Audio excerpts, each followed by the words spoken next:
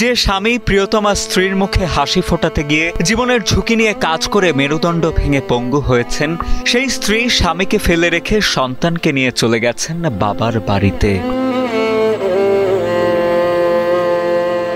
রাখেন না স্বামীর কোনো খোঁজ, এমনকি ছোট্ট কন্যা সন্তানটির মুখও দেখতে দেন না পঙ্গু স্বামী সালমানকে। এমন দুরবস্থায় স্ত্রী সন্তান চলে যাওয়ায় শারীরিক যন্ত্রণার পাশাপাশি মানসিকভাবেও ভেঙে পড়েছেন টাঙ্গাইলের অসুস্থ যুবক সালমান।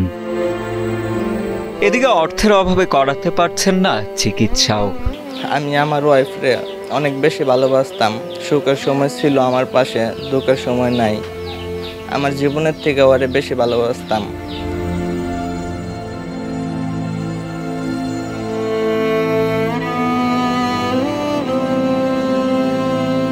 মেরুদণ্ড হাড় ভেঙে গেছে গা। আমি ওই ছাদের নিচে যখন কাঁদছিলাম, আমি শুধু ওর কথাই ভাবছি। যখন ছাদের নিচে পড়ে আসছিলাম হাসপাতালে বেডে, আমি এই ব্যথার জন্য বেশি কান্দি নাই, আমি খালি অনেকেই কান্দিয়েছি, ওর কথাই ভাবছি। ওরে আমি এত ভালোবাসতাম, আমার জীবনের থেকেও বেশি ওরে বেশি ভালোবাসতাম। টাঙ্গাইলের ঘাটাইল উপজেলার দেউলবাড়ি ইউনিয়নের বাসিন্দা মোহাম্মদ সালমান হোসেন। 1 বছর আগে রাজমিস্ত্রির কাজ করার সময় দেয়াল ধসে মেরুদণ্ডের হাড় ভেঙে যায় তার।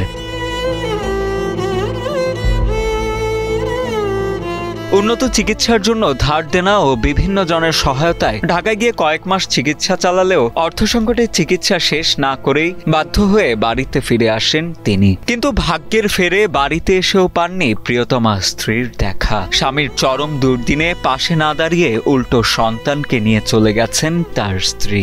আমার বউ আমার রাইখা চইলা যায়। আমার মেয়ের সাথে কোনো যোগাযোগ নাই। আমার সব জায়গার থেকে ওরা ব্লক করে রাখছে।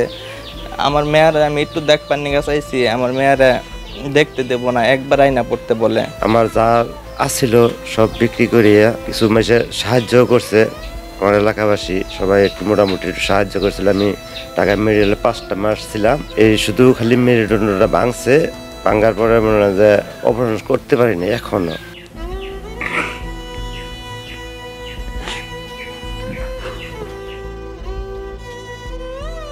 এখন আমার ছেলের চিকিৎসা বন্ধ আছে, টাকার অভাবে এখন ছেলের চিকিৎসা করতে পারতেছি না। এখন কে দয়ামান যদি থাকেন, দয়া করে সরকারি সাহায্য যদি পাইতাম, ছেলেটা চিকিৎসা করতে পারতাম, ছেলেটা আগের মতন হয়তো হাঁটতে পারতাম।